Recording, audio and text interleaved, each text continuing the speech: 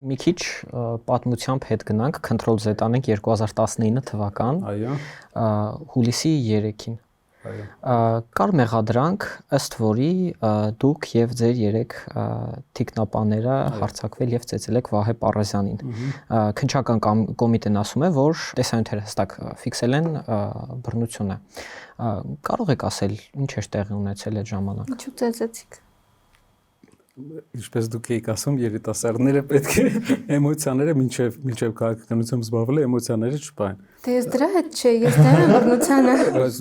Ես ուղղակի ձեր նախանշած ուղով գնացել էի, ասեմ, բաներով վիդեոներով վերևացել էր, որ թիկնապահ բան չէ, մի հոգի ես ու վարորդը ճանապարհային խնդիր էր եղել ու որպես հայ տղա process-ը լինում է։ Ուղղակի այստեղ խնդիրը այն է, որ Վահե Պարազյանը չէր խոսում ճանապարհային խնդիրների մասին, այլ խոսում էր ավելի խորունկ տնտեսական խնդիրների մասին, որոնք տեղի են ունեցել Ռուսաստանում իր ու Գազպրոմի հետ հարաբերությունների համատեքստում։ Հետո հեռախոսային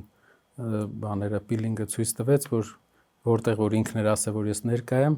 հեռախոսային պիլինգի արդյունքով երևաց, որ ես այդտեղ չեմ եղել, ուրիշտեղ եմ եղել